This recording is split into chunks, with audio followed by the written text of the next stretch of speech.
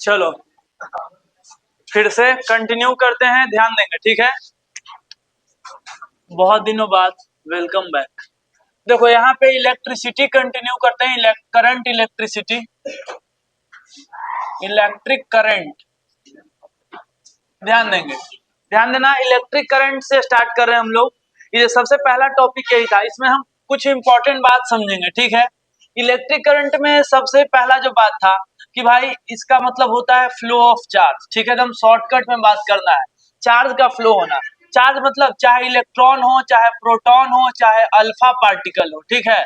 अगर कोई भी फ्लो कर रहा है, ठीक है, किसी एक डायरेक्शन में, तो हम बोलते हैं इलेक्ट्रिक करंट आ गया वहां पे, या इलेक्ट्रिक करंट है, ठीक है। जनरली हम लोग जो करंट के बारे में बात करते हैं वो होता है वायर में करंट, ठीक है। वायर में, वायर है, वायर को अगर किसी भी आप बैटरी से जोड़ते हैं, ठीक है, बैटरी से जोड़ते हैं तो इसमें इलेक्ट्रॉन फ्लो करना चालू कर देता है। हाँ, इलेक्ट्रॉन फ्लो करता है पॉजिटिव टर्मिनल की तरफ, निगेटिव से इधर, यही होता है नॉर्मल। हाँ, और इलेक्ट्रॉन इधर फ्लो कर रहा होता है तो करंट का डायरेक्शन उल्टा मानते हैं, ठीक है, बस यही बात है। आगे देखते हैं, इलेक्ट्रॉन इधर ही क्यों फ्लो करता है, क्योंकि इलेक्ट्रॉन निगेटिव चार्ज है, हमेशा पॉजिटिव टर्मिनल की तरफ जाना चाहेगा, ठीक है। चलो, इलेक्ट्रॉन जब फ्लो कर रहा होता है तो इसमें और सारी बातें आएंगी, लेकिन उससे पहले हम लोग करंट में रहते हैं। करंट का जो फॉर्मूला होता है, दो प्रकार के करंट होते हैं, एक होता है average current delta Q by T, delta Q by delta T, instantaneous current, instantaneous current क्या होता है, D Q by D T. यही फॉर्मूला से हमें पता चलता है क्या, कि अगर हमें चार्ज निकालना हो Q, तो integration of I D T भी कर सकते हैं, ठीक है। आई डी टी का इंटीग्रेशन से चार्ज भी मिलता है, और T1 से T2, ठीक है। एक ऊपर के डाटा को देख के आप एक समझ सकते हैं, देखो slope of QT graph, slope of QT, QT का स्लोप निकालेंगे तो क्या मिलता है, आई, और एरिया निकालेंगे किसका, एरिया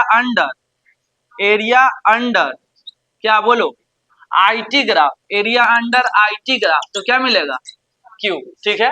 तो स्लोप हो गया, एरिया हो गया। अगर हम बात करें यूनिट का, तो एम्पियर यूनिट होता है और बायोट यूनिट होता है, एसआई यूनिट और सीजीएस यूनिट। अगर बात करें डायमेंशन का, तो डायमेंशन होता है ए या आई, ठीक है, ए या आई। बात करें टाइप्स का, तो एसी एंड डीसी, मेन दो टाइप्स है, ठीक है। चलो, ये सब हमारा हाँ, ये सब हमारा एसी और डीसी के बारे में बात है।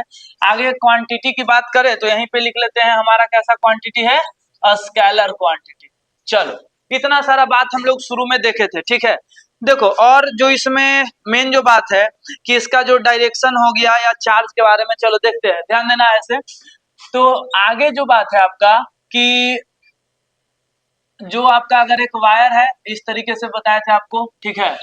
हाँ, अगर वायर एक है तो चाहे इस मतलब एरिया ऑफ क्रॉस सेक्शन कुछ भी हो, हर जगह करंट क्या होगा बोलो, सेम होगा, ठीक है। अगर एक ही वायर है तो हर जगह करंट सेम होता है, I1 I2 I3। चलो आगे बात किया जाए। आगे हमारा इसमें था सर्कुलर मोशन। अगर इलेक्ट्रॉन जो है इस तरह गोल गोल राउंड कर रहा है, इलेक्ट्रॉन गोल गोल घूम रहा है, ठीक है, तो करंट कितना बनेगा, I बराबर होता है delta Q by delta T, ठीक है। तो अगर इलेक्ट्रॉन गोल गोल सर्कुलर मोशन कर रहा है, ठीक है, तो चार्ज इलेक्ट्रॉन का भरेंगे। इलेक्ट्रॉन एक चक्कर कितना देर में घूम रहा है, टी, ठीक है। तो ये भर सकते हैं, तो I बराबर ई बाई क्या, टी, ठीक है, ई बाई टी। इलेक्ट्रॉन अगर एक चक्कर, यही फॉर्मूला है ना इसका, इसमें तीन फॉर्मूला आपको लिखवाए थे, क्या था, I बराबर ई बाई टी, सही है, सुनो ध्यान से। ये क्या है बताओ, कि जब इलेक्ट्रॉन सर्कुलर मोशन करेगा तो कितना करंट बनेगा। तो मान के चलते हैं ना, इलेक्ट्रॉन एक राउंड लगाया, ठीक है, तो किसी एक क्रॉस सेक्शन से आप देखेंगे, यहीं से मान लो कि देखो, तो आपको क्या दिखेगा, एक इलेक्ट्रॉन का चार्ज गया, और कितना देर में गया, टी टाइम में गया। तो आई बराबर ई बाई टी, और फॉर्मूला इसका क्या होगा बोलो, आई ई बाई टी, और 1/t को फ्रीक्वेंसी कह सकते हैं, ठीक है, तो ई इंटू एफ। और एक और लिख सकते हैं ई, और टाइम पीरियड को बताओ, ओमेगा बराबर होता है 2 पाई बाई टी, तो टी बराबर 2 पाई बाई ओमेगा, तो 2 पाई बाई ओमेगा। ये इसमें फॉर्मूला है, एमसीक्यू के लिए तीन फॉर्मूला बनता है, याद रखेंगे, ठीक है। चलो, तो शुरू में आपको ये सारी चीजें थे, नोट्स से ही हम फॉलो करते हुए चलेंगे। नोट्स में आपका इतना सारा बात था, चलो ठीक है। Average current, instantaneous current, question वगैरह था, ठीक है। एसी और डीसी में जो बात था वो हम पढ़ते हैं अल्टरनेटिंग करंट में, यहाँ जरूरत है नहीं। सभी लोग नोट सामने रखेंगे ताकि वो चीज हम देखते चले। चलो, अब हमें यहाँ पे चलते हैं, आपको करंट के डायरेक्शन वगैरह पे हो गया, ड्रिफ्ट वेलोसिटी या 1 एम्पियर, ये सब का डिफाइन है। चलो बताओ 1 एम्पियर किसको कहते हैं, बताएंगे। 1 एम्पियर का मतलब होता है 1 कूलम पर सेकेंड। अगर किसी क्रॉस सेक्शन से 1 सेकेंड में 1 कूलम का चार्ज पास हो गया तो कहते हैं 1 एम्पियर। या बोल सकते हैं 1 कूलम में 6 पॉइंट, बताओ तो कितना, 1 कूलम में कितना इलेक्ट्रॉन। 1 कूलम में कितना इलेक्ट्रॉन? हाँ हाँ, 1 2 6.25 10 टू द पावर 18 इतना इलेक्ट्रॉन पर सेकेंड, ठीक है, उसी को कहते हैं 1 एम्पियर, ठीक है। चलो देखो, तो ये आपका इधर का जो भी पार्ट था इधर हो गया, ग्राफ और एरिया से रिलेटेड, ठीक है।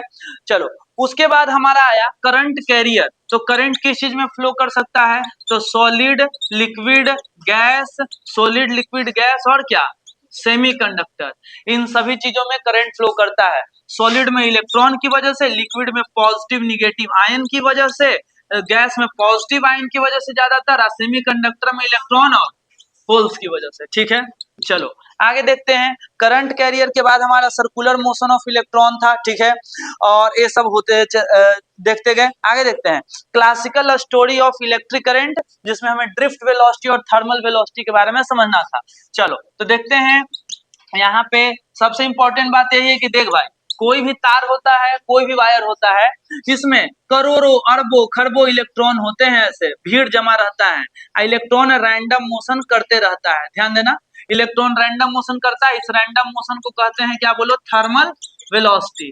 थर्मल वेलोसिटी अगल बगल के सराउंडिंग से हीट एनर्जी एब्जॉर्ब करता है और इसी से इलेक्ट्रॉन वाइब्रेट करते रहता है, और जिसका रफ्तार होता है 10 to the power -5 metre, 10 to the power 5 metre per second. बहुत तेज रफ्तार से जिगजैग मोशन एक ही जगह पे।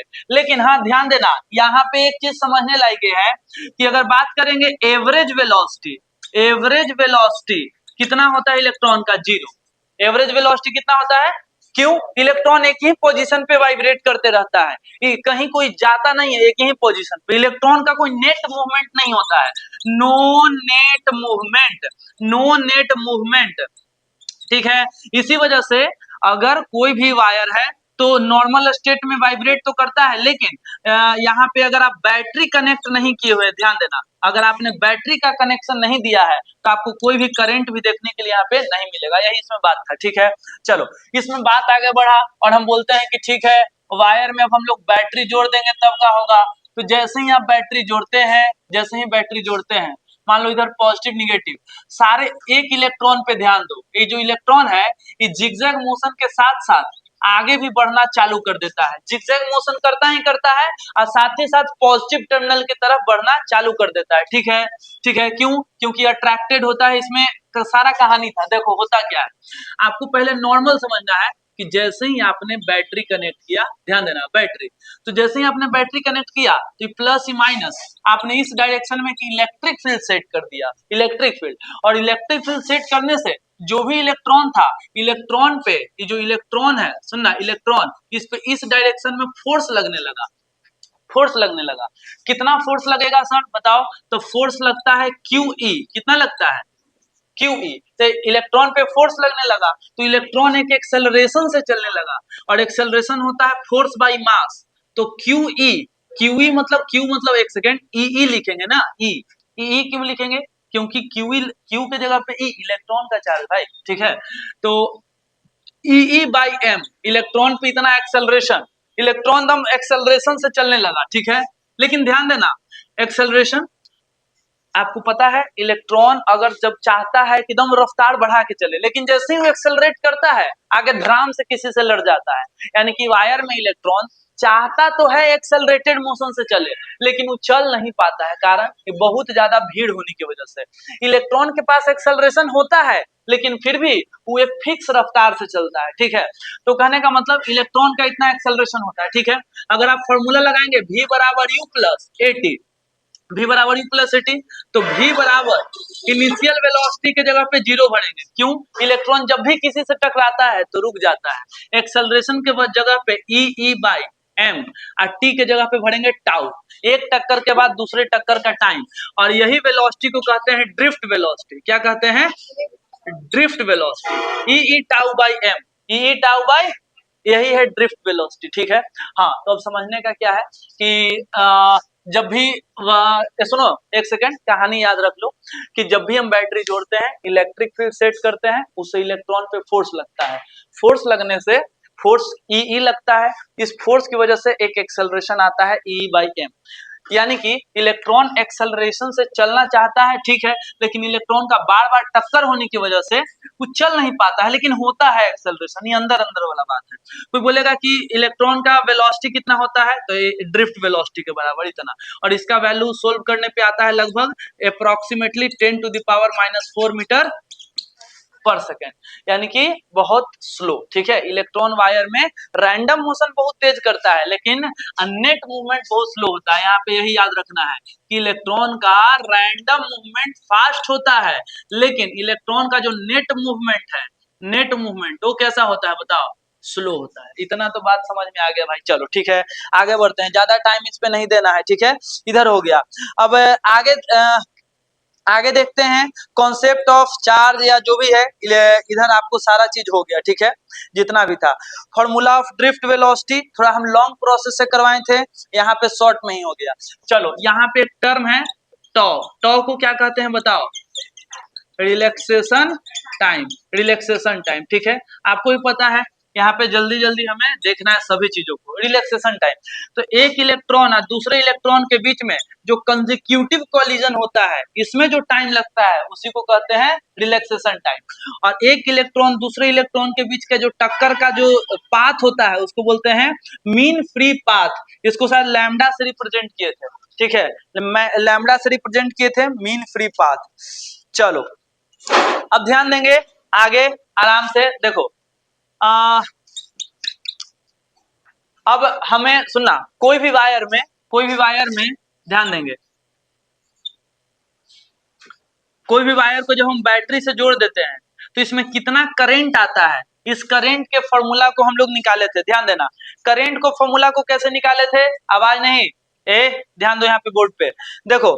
करंट के फॉर्मूला को निकाले थे, वो डेरिवेशन है। डेरिवेशन थोड़ा सा आसान भी है, आप देख भी सकते हैं। डायरेक्ट हम यहाँ फॉर्मूला लिख के काम चलाएंगे। कौन था? वीना, VDENA, ठीक है, VDENA। VDENA क्या है फॉर्मूला, कहां से आया है? ठीक है, तो ये आया है नॉर्मल करंट का जो फॉर्मूला था वही से आया है, ठीक है। I बराबर Q बाई टी से ही आया है, ठीक है, I बराबर Q बाई टी से। लेकिन ये फॉर्मूला याद रखना है, ड्रिफ्ट वेलोसिटी, इलेक्ट्रॉन का चार्ज, N क्या है? फ्री इलेक्ट्रॉन डेंसिटी, और ये क्या है? एरिया ऑफ क्रॉस सेक्शन, ठीक है। तो यहाँ पे VDENA का कॉन्सेप्ट से चला गया है। अगर इसको हम शॉर्ट में एक लाइन में बताएं तो देखो, आप नोट्स में देखना, इस स्टेप में I बराबर Q बाई टी फॉर्मूला लगाया गया है, ठीक है, I बराबर Q बाई टी।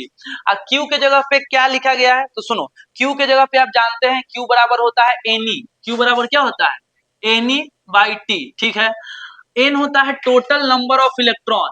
तो टोटल नंबर ऑफ इलेक्ट्रॉन इतना वॉल्यूम में कैसे निकाला जाएगा? तो उसको मैथमेटिकली जब निकालोगे तो टोटल नंबर ऑफ इलेक्ट्रॉन आपका आया है NaL। क्या आया है? NaL। ये कैसे आया है? तो यूनिट वॉल्यूम में इतना इलेक्ट्रॉन, तो इतना वॉल्यूम में कितना इलेक्ट्रॉन, इस तरीके से निकाला गया, ठीक है। और इनटू E बाई, और T के जगह पे आपका वही है, T के जगह पे T ही है, ठीक है। NaL इंटू, दो बार ही नहीं है, एक ही बार है ना, NaL, हाँ ठीक है, और नीचे T के जगह पे आपका टाइम ही है, ठीक है। और इसी वजह से आपका आया है, इसमें आपको सभी चीज इसमें मिला के क्या बना था? ENaL by T. L by T को अलग छांट दिया गया था, Na और E, और अलग से L बाई टी को छांट दिया गया, तो लेंथ बाई टाइम, और ये हो गया क्या आपका एन ए ई, और इसी को वेलोसिटी या ड्रिफ्ट वेलोसिटी, ठीक है। और यही बन गया था V D E N A. हाँ, ये कैसे आया है एक बार ऊपर का कैलकुलेशन देख लेना, आसान है, नहीं तो इसको थोड़ा सा लॉजिकली समझाना पड़ता है न्यूट्री मेथड से।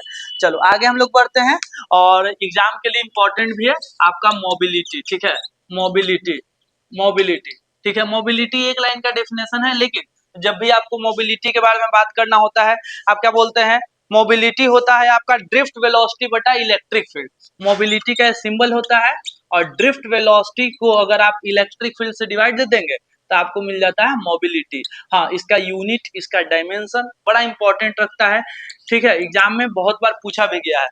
तो मोबिलिटी ड्रिफ्ट वेलोसिटी बटा इलेक्ट्रिक फील्ड डायरेक्ट है, इसको एक दूसरे टर्म में भी लिख सकते हैं, आप इसको भर देंगे ई ड्रिफ्ट वेलोसिटी का फॉर्मूला वीडी के जगह पे भर देंगे, तो इसका जो फाइनल फॉर्मूला जो आएगा ई टॉ बाई एम आता है। क्या आता है, कि कहां से आया, ड्रिफ्ट वेलोसिटी का फॉर्मूला भरने के बाद, ठीक है। हाँ, ई टाउ बाई एम है ना, तो वही से कट जाएगा। चलो ठीक है, यूनिट वगैरह आप लोग देख लेना, बहुत सारा इसका यूनिट बनता है, लंबा चौड़ा थोड़ा यूनिट है, ठीक है। तो हम यहाँ पे बस लिख देते हैं कि इसका यूनिट और इसका डायमेंशन आपको निकालने आना चाहिए, क्योंकि अगर आपको ई आता है तो आई थिंक आपको ये चीज समझ में आएगा, मोबिलिटी और ये दोनों, ठीक है। चलो डायमेंशन, आगे हमारा टॉपिक आगे बढ़ते हैं, आता है टॉपिक, बोलो क्या, करेंट डेंसिटी। करेंट डेंसिटी बहुत आसान था, करंट को एरिया से डिवाइड दे देना, बस खत्म बात। मान के चलो कि कोई इस तरीके का वायर है, ऐसे ऐसे वायर है, ऐसे वायर है, सुनो ध्यान से, वायर ऐसा है, तो यहाँ का एरिया A1 है, यहाँ का एरिया A2 है, लेकिन करंट जो हम भेजे हैं यहाँ भी I है और यहाँ भी I है, तो सर दोनों में जैसे कि अलग अलग क्या है दोनों जगह पे, तो वह करंट डेंसिटी, यहाँ का current density I by A1 और यहाँ का current density I by A2, यहाँ का current density I by A2, तो करंट डेंसिटी होता है करंट बटा एरिया, सिंपल। जब भी आपको लिखना हो करंट डेंसिटी, तो आप पहले डेफिनेशन लिखो, एक डायग्राम छोटा सा ऐसा बना दो कि करंट डेंसिटी एरिया पे डिपेंड करता है, ठीक है। और हाँ, अगर आप देखा जाए तो करंट डेंसिटी के बारे में सबसे इंपॉर्टेंट बात यह कैसा क्वांटिटी है, वेक्टर क्वांटिटी। क्यों इंट्रोड्यूस किया गया, क्योंकि करंट स्केलर था, तो करंट के डायरेक्शन को जस्टिफाई करने के लिए एक क्वांटिटी बनाया गया, वो है क्या, करंट डेंसिटी। अब कहा गया कि भाई करंट डेंसिटी बराबर I बाई ए से काम चलाओ, ठीक है।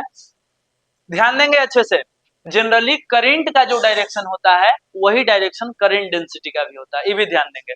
और यहाँ से आप लोग लिखते हैं I बराबर, बताओ, J vector dot A vector, vector में चलते हैं I बराबर J डॉट A, या लिखते हैं I बराबर J A cos theta, I बराबर J A cos थीटा, ठीक है।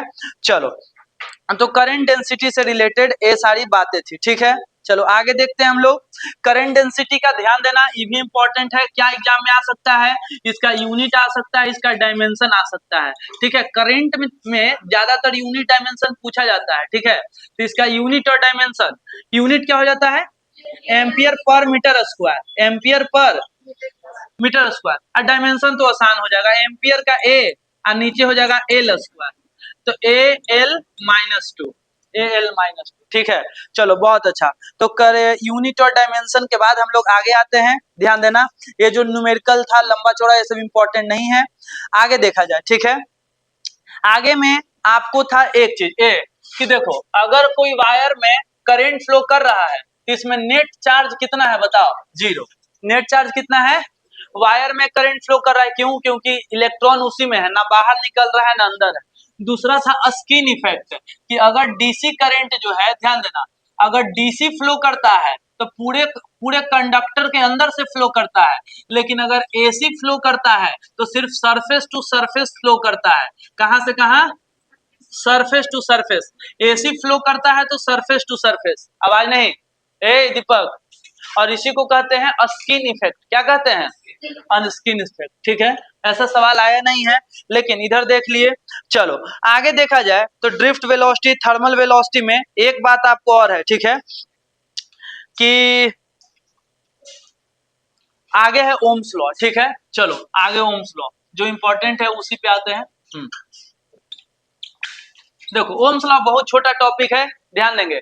ओम्स लॉ क्या होता है, नॉर्मल, कि भाई सुनो ध्यान से, कि कोई भी वायर है, सुनो ध्यान से, आवाज नहीं, सुनो, एक ऐसा सिचुएशन बनाते हैं, आवाज नहीं, कोई ऐसा सिचुएशन बनाते हैं जिसमें टेम्परेचर प्रेशर और कांस्टेंट रखा जाए, टेम्परेचर प्रेशर को कांस्टेंट रखा जाए, ठीक है।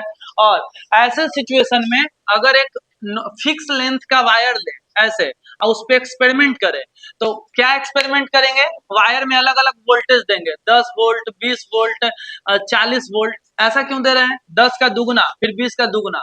तो करंट नोटिस करो, मान के चलो यहाँ पे करंट है, तो करंट जो है मान लो कि 2 एम्पियर, यहाँ पे करंट 4 एम्पियर और यहाँ पे करंट 8 एम्पियर, ठीक है। ये माने नहीं है, ऐसा ऑब्जर्वेशन है, ऐसा ऑब्जर्वेशन है। तो इसका इसका सिंपल अर्थ ही होता है कि वोल्टेज जितना गुना बढ़ाओगे करंट उतना गुना बढ़ जाएगा, मतलब voltage directly proportional current, V directly proportional I और V बराबर IR, V बराबर IR। हाँ, वोल्टेज जितना गुना बढ़ाओगे करंट उतना गुना बढ़ता है, V बराबर IR, यही ओम्स लॉ। और ओम्स लॉ को हम लोग जस्टिफाई करते हैं अलग अलग तरीके से, लेकिन V बराबर IR इसको यहाँ से जस्टिफाई किया जा सकता है I बराबर VDENA से। I बराबर VDENA को आगे लेके जाएंगे, VD का फॉर्मूला भरते हैं, क्या बोलो, E tau by M into E into N A। तो आगे जो आपको आखिरी स्टेप में जो मिलता है, आखिरी स्टेप में आपको मिलता है ml by E square tau N A, E square tau N A by M L, यहाँ पे मिलता है E square tau N A by M L. L कहां से आता है जी बताओ, एल कहां से आया इसमें, कहां से, नोट्स है ना आपके सामने, तो नोट्स जिसके जिसके पास सामने है उसमें देखेंगे, ठीक है। स्मॉल एन को चेंज किया गया है, स्मॉल एन को चेंज किया गया है। स्मॉल एन होता क्या है, स्मॉल एन को क्या बोलते हैं, free electron density, free electron density, ठीक है। तो उसी का फॉर्मूला यहाँ पे भरा गया है और उसी को फाइनल स्टेप में यहाँ पे आया है ml by E square tau N A, E square tau N A by M L into भी। और यहाँ पे हम बोलते हैं कि V बाई आई बराबर, सुनो ध्यान से, V बाई आई बराबर ml by E square tau N A. ध्यान देना, डेरिवेशन 2 नंबर के लिए इंपॉर्टेंट है, अच्छे से देख लेना यहाँ पे, ठीक है। कैलकुलेशन में कोई दिक्कत नहीं है, बहुत आसान कैलकुलेशन है, नोट सामने रहेगा देख लेना। और इतना करके बोलते हैं कि m mass of electron, length, length भी कांस्टेंट होता है, E कांस्टेंट, टॉ कांस्टेंट, n ए सब कांस्टेंट, तो पूरा चीज क्या है बोलो, कांस्टेंट, V बाई आई। तो V बाई आई बराबर कांस्टेंट, तो इसको ऐसे लिखते हैं, I को इधर ले जाते हैं, I इंटू कांस्टेंट इन बराबर V, और आ गया V बराबर IR। इसी कांस्टेंट को बोलते हैं रेजिस्टेंस, क्या बोलते हैं। और इसी प्रूफ के दौरान हमें पता चलता है कि जो कांस्टेंट है ml बटा ई स्क्वायर टॉ एन ए, यही फॉर्मूला होता है रेजिस्टेंस का, किसका फॉर्मूला होता है, रेजिस्टेंस का। यहीं से पता चलता है रेजिस्टेंस 4 फैक्टर पे डिपेंड करता है, लेंथ पे, एरिया पे, दो तो साफ साफ दिख रहा है, और स्मॉल एन हो गया मटेरियल के लिए, और टॉ हो गया टेम्परेचर के लिए, क्या चीज के लिए, टेम्परेचर के लिए। टेम्परेचर बढ़ाने घटाने से रिलैक्सेशन टाइम बढ़ता घटता है, टेम्परेचर बढ़ा दोगे तो जल्दी जल्दी टक्कर होगा, रिलैक्सेशन टाइम कम हो जाता है, और बढ़िया मटेरियल लोगे तो फ्री इलेक्ट्रॉन डेंसिटी उसमें ज्यादा रहेगा, ठीक है, तो उसका रेजिस्टेंस कम होगा, ठीक है। चलो ये हो गया, और इसको इधर से इरेज करते हैं, ठीक है। नोट सामने रहेगा, रिवीजन आसान होगा।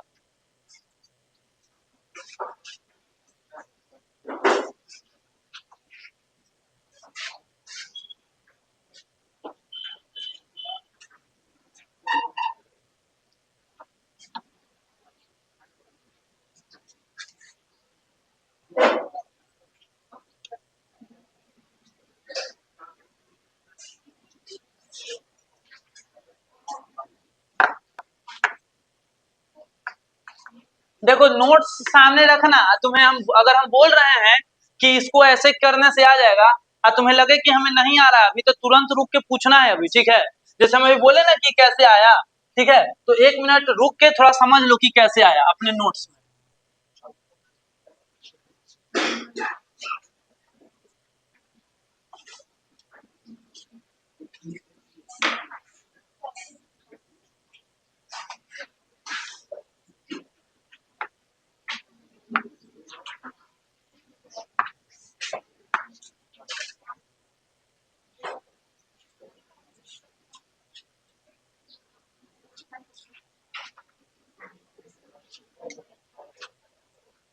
चलो जी आवाज नहीं, चलो ओम्स लॉ ए, आवाज नहीं, ध्यान देंगे। चलो आगे देखते हैं। हाँ आगे हम लोग देखते हैं, तो हम लोग ग्राफ से रिलेटेड बात था, ध्यान देना ग्राफ से रिलेटेड। तो सबसे पहले V बराबर आई आर होता है, आवाज नहीं, V बराबर आई आर, तो यहीं से पता चला कि I और R, सुनो ध्यान से, V बराबर आई आर और R बराबर होता है V बाई आई, R बराबर V बाई आई। और एक बात और, सुनो ध्यान से, R बराबर V बाई आई, तो यहाँ से ग्राफ किसका बनाए थे हम लोग, वी आई ग्राफ, ठीक है, वी आई ग्राफ। तो वी आई ग्राफ जब भी बनाते हैं तो इसका जो स्लोप है, उसका स्लोप हमें क्या बताता है, रेजिस्टेंस बताता है। लेकिन अगर ग्राफ आई वी ग्राफ हो, आई वी ग्राफ हो, तो इसका स्लोप क्या बताता है, 1 बाई रेजिस्टेंस बताता है, ठीक है, आई वी ग्राफ का। चलो आगे देखते हैं, सुनेंगे ध्यान से कि अगर इसमें स्लो ऐसे है, दूगो ये है 1 और ये है 2, यहाँ भी 1 और ये है 2। अब पूछा जाएगा रेजिस्टेंस किसका ज्यादा, तो वीआई ग्राफ में इसका एंगल ज्यादा तो इसका स्लोप ज्यादा, इसका एंगल कम तो स्लोप कम, तो बोलेंगे R1 ग्रेटर देन R2।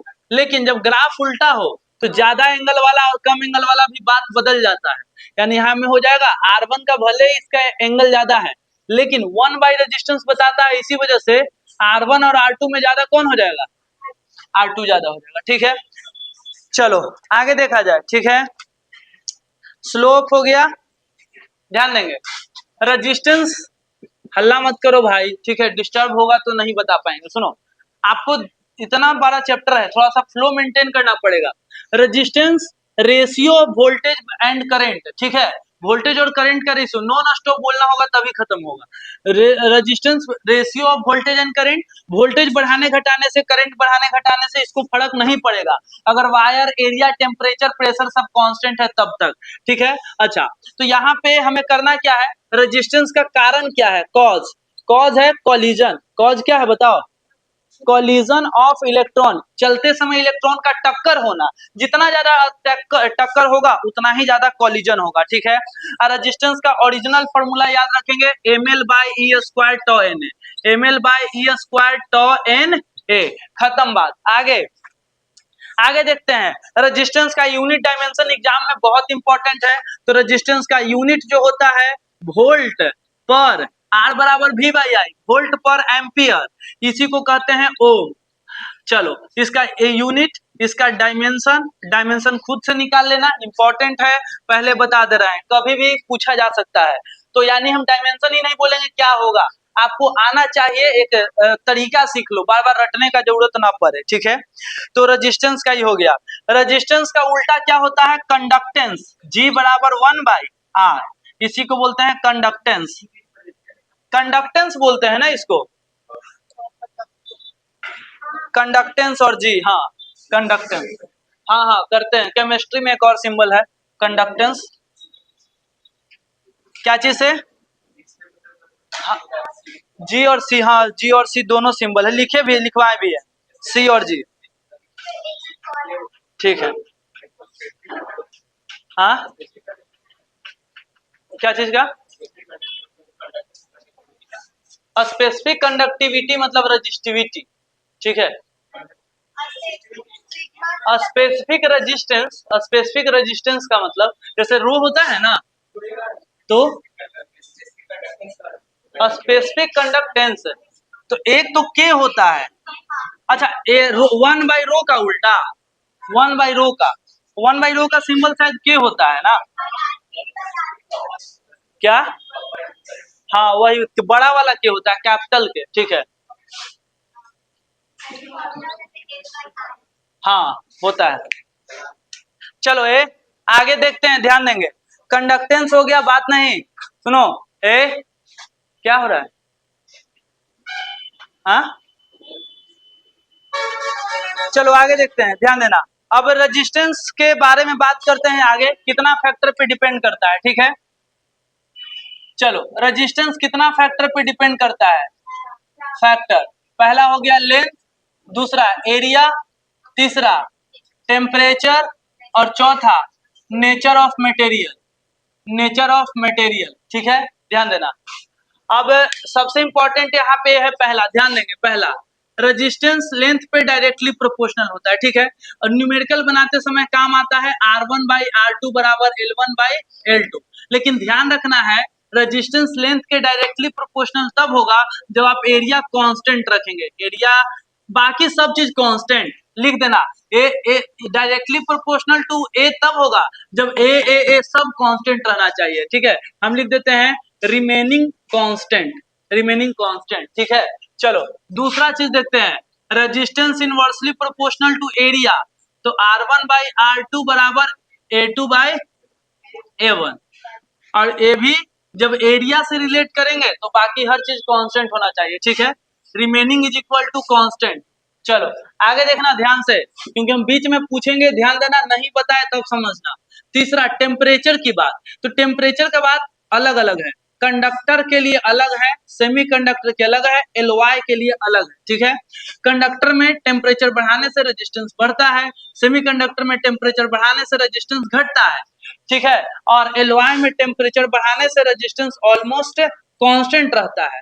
इन सभी के पीछे का कहानी क्या है बताओ, एक्सप्लेनेशन अगर करना हो तो एक्सप्लेनेशन कर सकते हो रिलैक्सेशन टाइम से, सुना ध्यान से, रिलैक्सेशन टाइम, रिलैक्सेशन टाइम कैसे करेंगे सर, देखो ध्यान देना, पहले तो फॉर्मूला आपको पता है, ये सब यहाँ पे लिखा हुआ है रेजिस्टेंस का। अब सुना ध्यान से क्या होता है, अगर हम बात करें कंडक्टर के लिए, ध्यान देना, कंडक्टर के लिए, तो जैसे ही आप टेम्परेचर बढ़ाते हैं, तो टेम्परेचर बढ़ाते हैं तो टक्कर जल्दी जल्दी होने लगता है और रिलैक्सेशन टाइम घट जाता है। टेम्परेचर बढ़ाने से रिलैक्सेशन टाइम घट जाता है, टक्कर जल्दी जल्दी होने लगता है, ठीक है, और ये घटने की वजह से ये रेजिस्टेंस क्या हो जाता है, बढ़ जाता है, रेजिस्टेंस इंक्रीज कर जाता है, ठीक है, ये हो गया।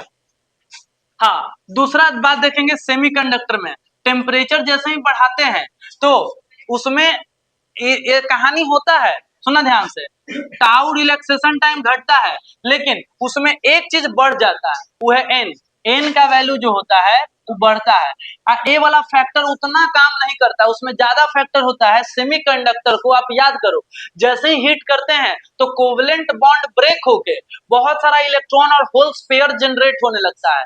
तो जैसे ही सेमीकंडक्टर में टेम्परेचर बढ़ाते हैं तो ई वाला फैक्टर कम, ई वाला फैक्टर ज्यादा काम करता है, फ्री इलेक्ट्रॉन डेंसिटी बहुत ज्यादा मात्रा में बढ़ जाता है, आई बढ़ने से रेजिस्टेंस क्या हो जाता है, घट जाता है, ठीक है। और एलओआई की बात करें, एलओआई की बात करें तो एलओआई में दोनों फैक्टर 50-50% काम करता है, जितना ही बढ़ता है उतना ही घटता है, मतलब दोनों आपस में कैंसिल आउट कर लेता है, इसीलिए एलओआई में कांस्टेंट रहेगी। एग्जाम में ज्यादा से ज्यादा ए पूछ सकता है कि सेमीकंडक्टर में क्यों होता है, इसीलिए हम थोड़ा सा डिस्कशन कर लिए।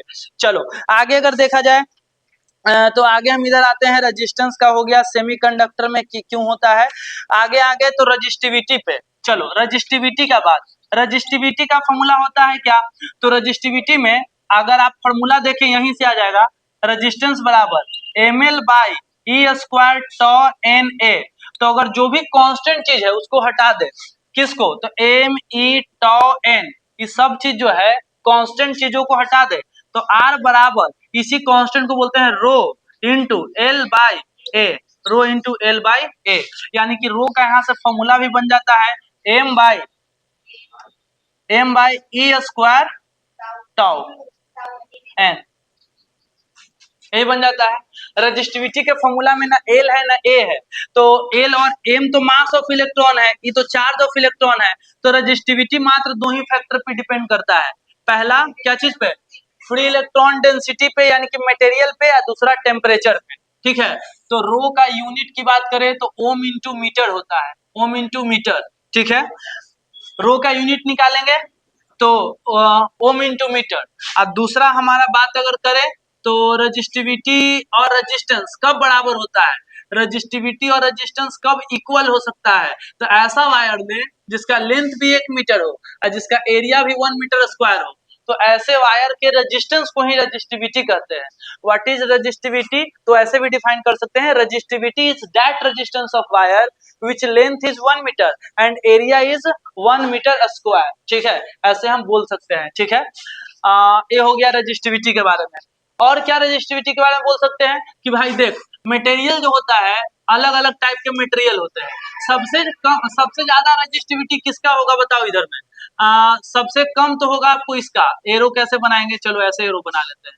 सबसे ज्यादा वाला लिखते हैं इंसुलेटर का, किसका, उसके बाद किसका, सेमीकंडक्टर का कि एलॉय का, एलॉय का, एलॉय का, और उसके बाद कंडक्टर का। ठीक है, इंसुलेटर, एलॉय, सेमीकंडक्टर और कंडक्टर।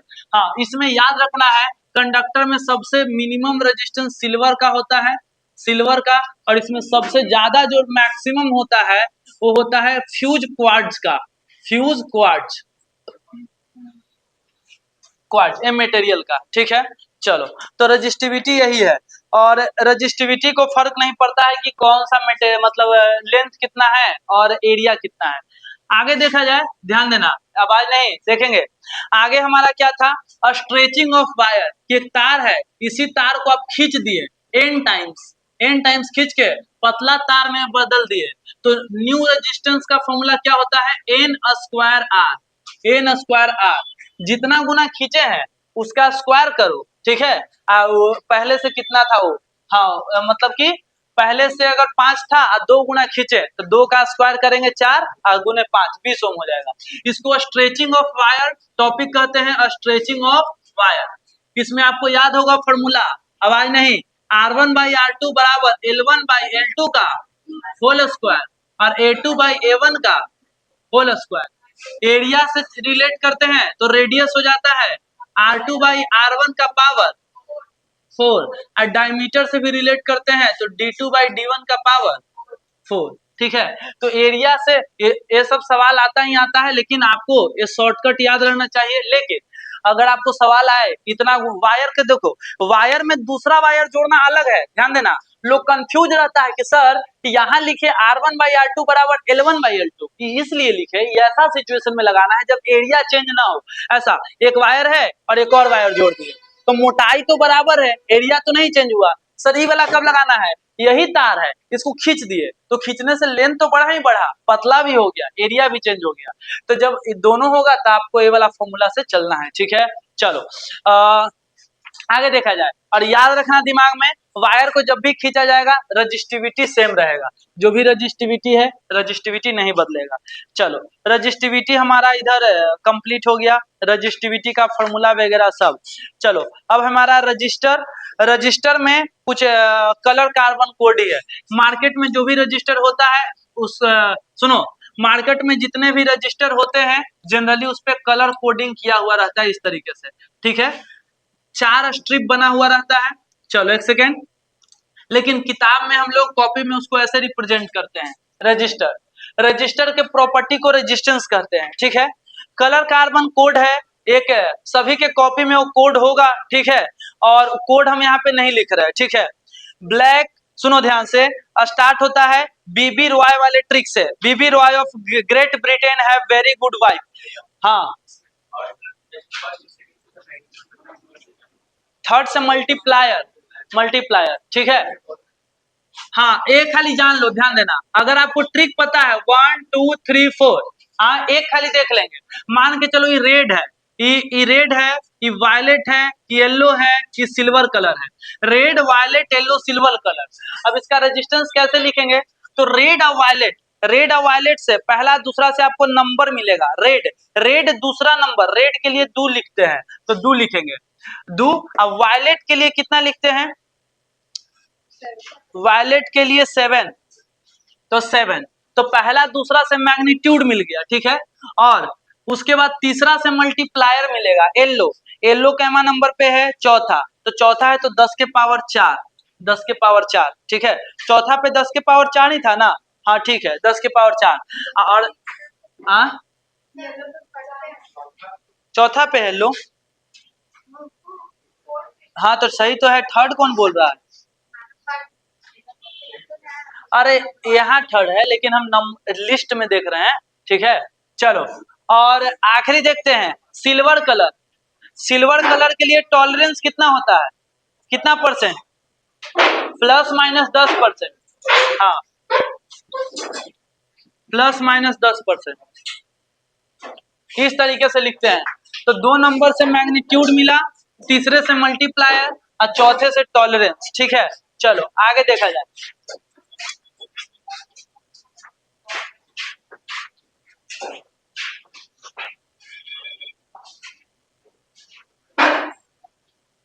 चलो ध्यान देंगे, ये वाला फॉर्मूला जो है रेजिस्टेंस टेम्परेचर पे कैसे डिपेंड करता है।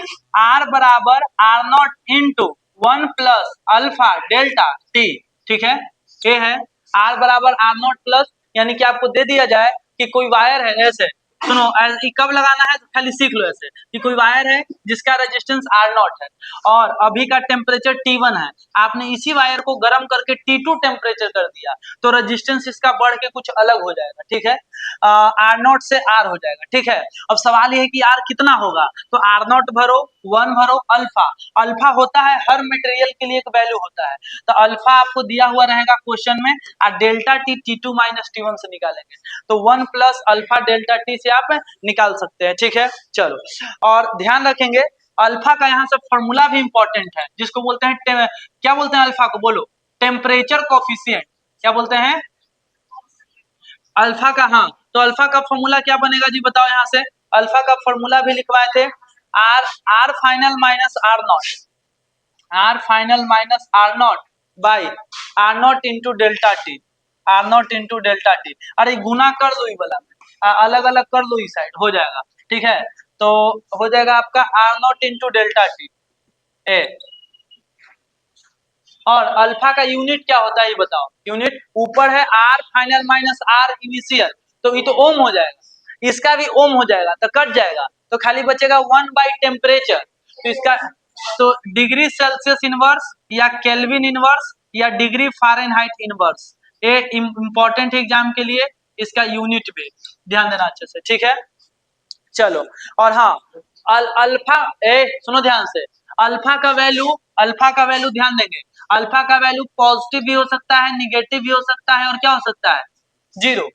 अब सुनो ऐसे, मेटल के लिए फाइनल रेजिस्टेंस ज्यादा होता है, इनिशियल कम होता है। गर्म करोगे तो कोई मेटल 10 ओम के है, गर्म किए 50 ओम हो गया, तो प्लस में आंसर आएगा। तो ये हो गया कंडक्टर के लिए, ध्यान देना, कंडक्टर के लिए।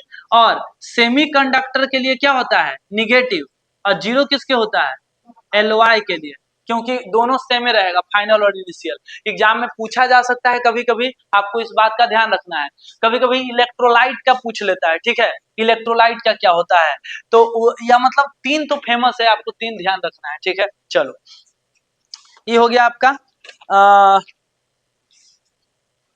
और रजिस्टिविटी भी ऐसे ही डिपेंड करता है, ध्यान देना, रजिस्टिविटी रो बराबर rho not into 1 plus alpha delta T. ध्यान देना, रजिस्टिविटी भी ऐसे ही डिपेंड करता है, रेजिस्टेंस भी कुछ इसी तरीके से डिपेंड करता है। चलो क्लियर। अब आगे आते हैं, जिसमें था हमारा Ohm's law in vector form. ठीक है, ओम्स लॉ वेक्टर फॉर्म में कैसे हम बताए थे, ध्यान देना, ओम्स लॉ किस फॉर्म में, वेक्टर फॉर्म में। ठीक है, हाँ इंपॉर्टेंट टॉपिक है, ध्यान देना ये भी, ओम्स लॉ वेक्टर फॉर्म में। ठीक है, इसको बोलते हैं मैक्रोस्कोपिक फॉर्म। ठीक है, इसको कहते हैं macroscopic form, macroscopic forms of Ohm's law, ऐसे भी सवाल पूछा जा सकता है। और ओम्स लॉ का जो स्केलर फॉर्म है V बराबर IR, ठीक है, ये नॉर्मल फॉर्म है, लेकिन मैक्रोस्कोपिक फॉर्म कौन सा है देखेंगे, J बराबर सिग्मा इंटू ई, J वेक्टर बराबर सिग्मा इंटू ई वेक्टर। ठीक है, J बराबर सिग्मा इंटू ई वेक्टर। ठीक है, और यहाँ पे आया कैसे है, कैसे इसको लाया गया है। ठीक है, इसका डेरिवेशन जो है नॉर्मल R बराबर V बाई आई, वही वाले से है। अगर आप देखेंगे तो एक बस इसमें नॉर्मल यहाँ पे लिखते हैं कि देखो V बाई आई बराबर रेजिस्टेंस है, नोट सामने है तो एक बार देख लेना, V बाई आई बराबर रेजिस्टेंस, और V बाई आई इसको लिखते हैं ml by E square tau N A, ml by A square tau N A. ध्यान देना, यहाँ से आवाज नहीं, यहाँ से सुनो, I को इधर और L को इधर भेजा जाता है, तो V बाई L और I इधर चला गया, M into I by E square tau N A. V by L voltage बटा लेंथ, इलेक्ट्रिक फील्ड बन गया, क्या बन गया, इलेक्ट्रिक फील्ड, और इधर बन गया M I बाई ई। हाँ, रजिस्टिविटी इसको बोलेंगे यहाँ पे, रजिस्टिविटी किसका फॉर्मूला था बताओ, M by E square tau N, M by E square tau N, जितना ही घेर के इसको हम क्या बोलते हैं बताओ, रजिस्टिविटी। तो इसको बोलेंगे रजिस्टिविटी, और नीचे क्या हो गया, ए बच गया ना, आई बाई ए। तो ई बराबर rho into I by A, I by A किस क्या होता है, जे होता है। एक सेकेंड, करंट डेंसिटी, अब हम इसको उल्टा करके लिखते हैं, देखो ध्यान से, ई वेक्टर बराबर रो इनटू जे वेक्टर। अब वेक्टर वाले को एक तरफ अगर हम ले आए तो सुनना ध्यान से, इसको हम लिख सकते हैं कैसे, एक साइड ले जाए तो हमें ए लाना है ना, जे बराबर, तो बोलो जे बराबर क्या हो जाएगा, E vector into 1 by rho, J vector और 1 बाई रो को क्या बोलते हैं, सिग्मा। हो गया, जे वेक्टर बराबर सिग्मा इंटू ई वेक्टर, ठीक है। चलो ये हो गया, यानी कि यहीं से पता चला कि 1 बाई सिग्मा कंडक्टिविटी होता है, reciprocal of resistivity. Reciprocal of resistivity क्या बोलते हैं इसको, यहाँ पे बोलते हैं कंडक्टिविटी ही बोलते हैं, कंडक्टिविटी। तो अच्छा, उसको बोलते हैं कंडक्टेंस, रेजिस्टेंस के रेसिप्रोकल को कंडक्टेंस और इसके रेसिप्रोकल को कंडक्टिविटी। चलो एक इंपॉर्टेंट था यहाँ पे देख लिए, आप लोग को भी ये रिवाइज हो गया होगा। हाँ, ohmic conductor non ohmic conductor एक ही लाइन का है, जो ओम्स लॉ को फॉलो करे ओमिक कंडक्टर है, जो फॉलो नहीं करे वो क्या है, नॉन ओमिक कंडक्टर। फॉलो करने वाले में आते हैं ज्यादातर मेटल ही, ठीक है, मेटल के वायर, और नहीं फॉलो करने में आते हैं सेमीकंडक्टर डिवाइस, सब डायोड, रेक्टिफायर, ट्रांजिस्टर, थर्मिस्टर सब। तो यहाँ पे हाँ, तो यहाँ पे हम यही लिख सकते हैं कि ohmic conductor follow Ohm's law, ठीक है, फॉलो ओम्स लॉ। अरे भाई तुम वन शॉट भी देखते हो तो 2-3-4 घंटे का रहता है, 1 घंटे में पूरा चैप्टर बोलना है, नॉन रुक रुक के बोलेंगे खत्म होगा कहियो, ठीक है। नॉन ओमिक कंडक्टर, ठीक है, no does not follow Ohm's law या do not follow Ohm's law. चलो एक आवाज नहीं, ओम्स लॉ को फॉलो नहीं करेगा, ठीक है। और इसका एग्जांपल बता दिए, इसका भी एग्जांपल बता दिए, ठीक है, बोल दिए, लिख नहीं रहे, ठीक है। सेमीकंडक्टर डिवाइस, और इसमें हो गया मेटल वगैरह जो भी है। वाटर क्या होता है, वाटर लिखवाए थे आपको, ओमिक कंडक्टर में सिल्वर, एल्युमिनियम है सब, नॉन ओमिक कंडक्टर में semiconductor, diode, transistor, rectifier, vacuum tube. Water नहीं लिखवाए थे, हाँ, तो वाटर ओमिक कंडक्टर में नहीं आएगा, वाटर भले कंडक्टर हो जाए लेकिन ओमिक कंडक्टर नहीं होगा, ठीक है। ओमिक कंडक्टर के एग्जांपल में वाटर नहीं आता है, ठीक है न, मतलब कहीं लिखा हुआ ऐसे देखे भी थे शायद, इसमें लिखवाए नहीं है। हाँ, जैसे करेंट, एक सेकेंड, ओए कोई हाँ? जैसे वो नहीं बोल रहे हैं, हम बोले ना करेंट फ्लो करेगा, हम मान रहे हैं, लेकिन ओम्स लॉ को फॉलो करने का मतलब ये है ना कि वोल्टेज जितना गुना बढ़ाओगे क्या करंट भी उतना गुना उसमें बढ़ेगा, तो इसका आंसर है नहीं, ठीक है। उसमें आप नहीं कह सकते, लेकिन किसमें कहा जा सकता है, जब वो मेटल का वायर हो, जो भी जितने भी मेटेलिक वायर है इसमें कह सकते हैं। ऐसे तो सेमीकंडक्टर में भी होता है, करंट तो सब में फ्लो करता है, तो इसका ये सुन लो, करंट जिसमें फ्लो करे जरूरी नहीं है कि ओम्स लॉ के अकॉर्डिंग फ्लो करे। ओम्स लॉ का कहना था कि वोल्टेज बढ़ाओगे तो करंटो बढ़ेगा, ठीक है, लेकिन तुम देख लो जीनर डायोड वोल्टेज बढ़ाते हैं तो वहां करंट कांस्टेंट रहता है, ठीक है, ओम्स लॉ को वहां फॉलो नहीं कर रहा होता है, ठीक है। खैर, कॉम्बिनेशन आसान टॉपिक है, ठीक है। चलो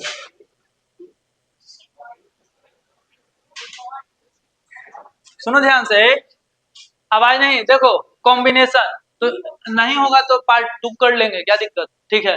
देखो ध्यान से, कॉम्बिनेशन, पहला कॉम्बिनेशन है हमारा series combination, series combination R1 R2 R3, ठीक है, R1 R2 R3। बताओ इसमें सब में करंट क्या रहता है, सेम, क्या बट जाता है, वोल्टेज डिस्ट्रीब्यूटेड, इसमें ज्यादा तो कुछ है नहीं, आवाज नहीं। इसको जब भी आए सीरीज और पैरेलल का फॉर्मूला लिखने के लिए, तो आपको नॉर्मली कैसे करना है, इतना करके वोल्टेज डिस्ट्रीब्यूट हो जाता है V1 V2 V3, तो आपको लिखना है कि V बराबर V1 प्लस V2 प्लस, इसको सोल्व करके R बराबर R1 plus R2 plus R3, ये शो कर देना है। सेम लाइक पैरेलल कॉम्बिनेशन, मेरा फोन बजा क्या, same like parallel combination, parallel combination, आवाज नहीं, सुनो, देखो यार अगर तुम पढ़ के आए हो ना तो ज्यादा इसमें दिमाग नहीं लगेगा, ठीक है। पैरेलल कॉम्बिनेशन, चलो पैरेलल कॉम्बिनेशन ध्यान देंगे, पैरेलल में R1 R2 R3 क्या सेम है बताओ, भी सेम है, क्या बट गया, करंट डिस्ट्रीब्यूट हो गया, और इसमें जो डिस्ट्रीब्यूट हुआ उसी से प्रूफ करेंगे, I1 I2 I3 सोल्व करके आएगा 1/R बराबर 1/R2 plus 1/R1 plus R2 plus 1/R3। हाँ, इसमें इंपॉर्टेंट बात यह है कि एक ही तरह के सीरीज कॉम्बिनेशन में अगर बहुत सारा रजिस्टर लगा दिए तो एनआर हो जाता है, क्या हो जाता है, एनआर। अब पैरेलल में एक ही तरीके के बहुत सारा है तो R/N क्या हो जाता है, R/N, ये इंपॉर्टेंट है। पैरेलल में एक और इंपॉर्टेंट है कि दूगो रहता है, दूगो पैरेलल में तो R1 R2 बटा R1 plus R2, R1 R2 by R1 plus, अगर दूगो पैरेलल में है तो शॉर्ट ट्रिक है R1 R2 by R1 plus R2। चलो ये हो गया सीरीज कॉम्बिनेशन, पैरेलल कॉम्बिनेशन, चलो ठीक है आगे देखा जाए। आगे हमारा बहुत सारा क्वेश्चन था अलग अलग टाइप का, ठीक है ध्यान देंगे।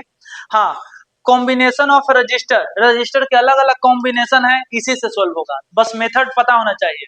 पोटेंशियल मेथड हम बताए थे कैपेसिटर वाले में भी कि जहां पे 0 वोल्ट है उस तरीके से उसको सोल्व करते हैं, ठीक है। इधर कॉम्बिनेशन नहीं है, इनफाइनाइट सीरीज आता नहीं है, ध्यान देना। हाँ नहीं नहीं, इनफाइनाइट सीरीज नहीं आता है, बोर्ड्स में नहीं आता है, ठीक है, बिहार बोर्ड्स में नहीं आता है इनफाइनाइट सीरीज। हाँ, व्हीट स्टोन ब्रिज वाला है, व्हीट स्टोन ब्रिज में बहुत आसान है, उसमें कुछ बताना ही नहीं है। सब लोग जानते हैं कि अगर R1 बटा R2 बराबर R3 बाई R4 हो गया तो बीच वाला को क्या कर देते हैं, कैंसिल।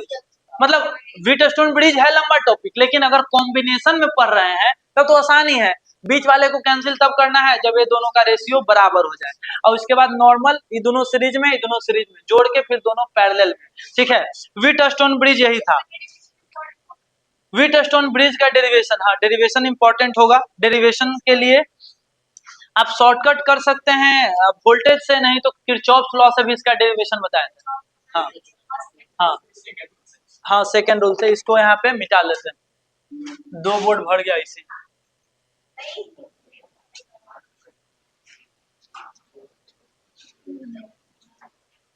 बोलना जी, अगर ज्यादा होगा तो बोलना, रोक देंगे।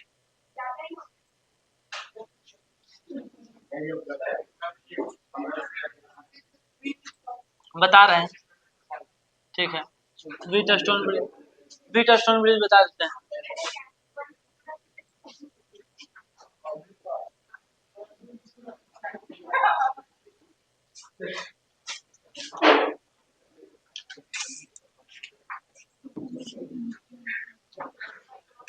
देखो मानो या नहीं मानो, क्लास अगर आप पढ़ के आते हैं, एक बार डिस्कशन ऐसे हो गया ऊपर ऊपर से ही तो आपके दिमाग में वो बात छप जाता है, ठीक है, आपको थोड़ा लगता है कि हाँ हमको सब याद है टॉपिक।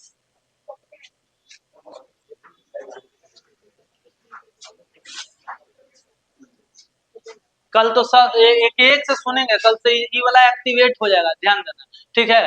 कल से कैमरा एंगल घूम जाएगा इसे 360 डिग्री, ठीक है, और डे 1 डे 2 कौन कौन याद किया है सब कुछ देखेगा, ठीक है।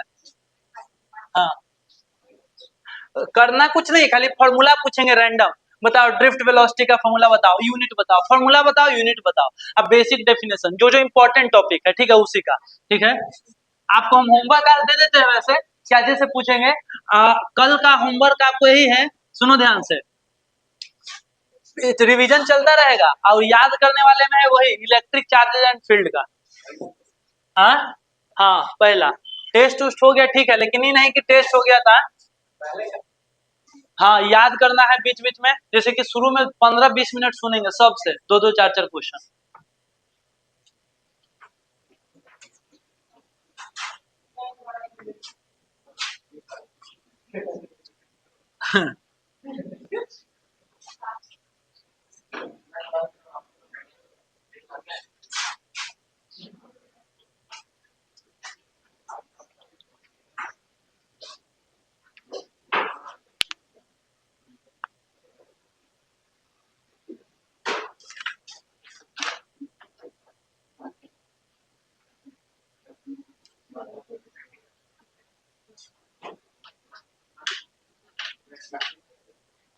चलो एक सेकेंड, बस व्हीटस्टोन ब्रिज करवा देते हैं ना, चलो फिर बाकी पार्ट 2 में कर लेंगे, चलो ज्यादा नहीं है। आ? लिखा हुआ है पार्ट 2।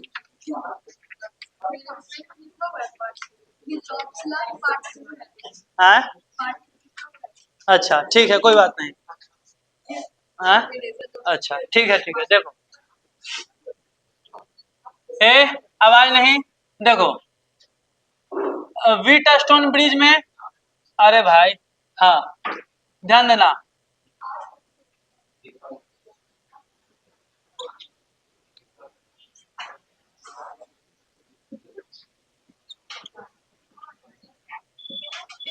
चलो ए R1 R2 R3 R4, ठीक है, सुनोगे ध्यान से, यही था हमारा ए, आवाज नहीं।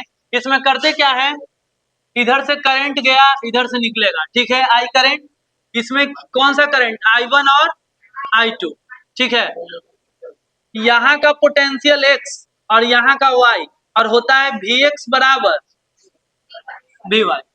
व्हीटस्टोन ब्रिज में अगर R1 by R2 R3 by R4 बराबर है तो ये दोनों जगह का पोटेंशियल सेम होता है, इसी वजह से यह कैंसिल होता है, ध्यान देना।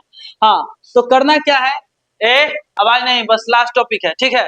सभी रजिस्टर के लिए हम लिखते हैं इक्वेशन, सभी रजिस्टर के लिए, तो इसको कैसे लिखेंगे भाई, देखना ध्यान से, इधर इधर जो है एक तरफ V वोल्ट लिख देंगे और एक तरफ 0 वोल्ट लिख देंगे, ठीक है, V वोल्ट और 0 वोल्ट, और R1 R2 नीचे है तो चलो ठीक है, एक एक करके सब के लिए लिखते हैं।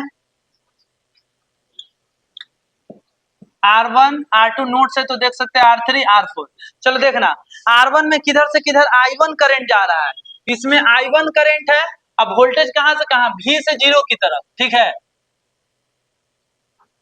ये दोनों जगह का पोटेंशियल सेम है ना, तो एक तरफ V है और दूसरा तरफ X है, दूसरा क्या है बताओ, दूसरा तरफ इधर V और इधर Y। चलो R3 में बताओ, R3 में 1 से 0, 1 से 0, और R4 में Y से 0, Y से 0, इधर से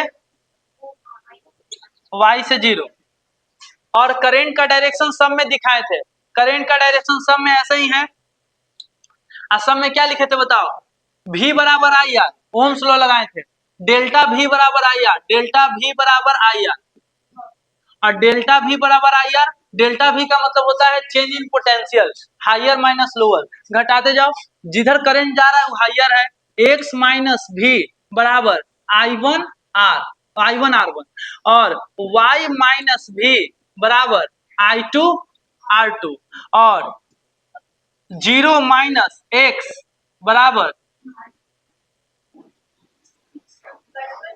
करंट क्या है, करंट नहीं, करंट I2 I1, नहीं गड़बड़ नहीं हो रहा है, और यहाँ पे करंट कितना था I1 और इसमें I2, ठीक है, 0 माइनस एक्स ही तो है कि X माइनस 0 है, X माइनस 0 है, अच्छा हायर से लोअर जाएगा ना, एक सेकेंड, तो भाई उल्टा लिख दिया लगता है, V minus x I1 R1, ए बोर्ड पे ध्यान दो जी, यहाँ पे high minus low, V minus Y I2 R2, और X माइनस 0 I1 R3, और क्या हो जाएगा Y माइनस 0 I2 R4। हाँ X और Y बराबर है तो जहां जहां Y है वहां हम क्या लिख सकते हैं, X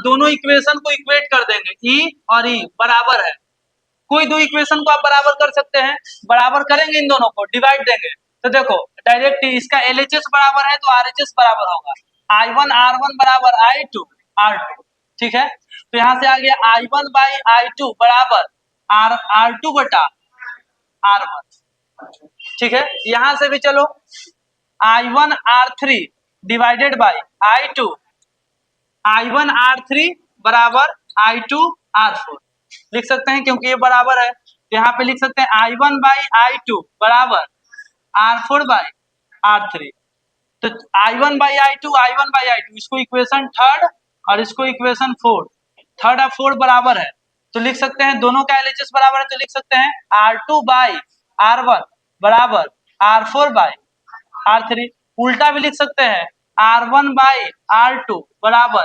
R3/R4 ये है। बस रहने देते हैं इतना, क्या बोलते हो? हाँ, व्हीटस्टोन ब्रिज के यूज लिखवाए तो थे, to find the value of unknown register. लिख सकते हैं, मीटर ब्रिज में लिखा भी हुआ है, use in metre bridge, use in potentiometer, measure करने में 3 यूज है, लिख सकते हैं। ठीक है, तो मेन आपका टॉपिक बच गया यही ना, व्हीटस्टोन ब्रिज तो अभी बता दिए, यूजेज है इसका, और सिमेट्रिक सर्किट नहीं आता है, ईएमएफ वाला टॉपिक बचा हुआ है, सुनना ध्यान से, ईएमएफ वाला किरचॉफ्स लॉ, ईएमएफ वाला किरचॉफ्स लॉ दूगो हो गया, और क्या हो गया किरचॉफ्स लॉ में, और लास्ट में जो भी हम करवाए थे वो इम्पोर्टेंट नहीं है, नहीं कल टेस्ट नहीं है। हाँ, मीटर ब्रिज, हाँ पार्ट 2 करना पड़ेगा, बहुत ज्यादा बड़ा चैप्टर है। ठीक है, क्योंकि मीटर ब्रिज, पोटेंशियोमीटर, ईएमएफ अभी है 4 टॉपिक, इतना टाइम और लगेगा। लो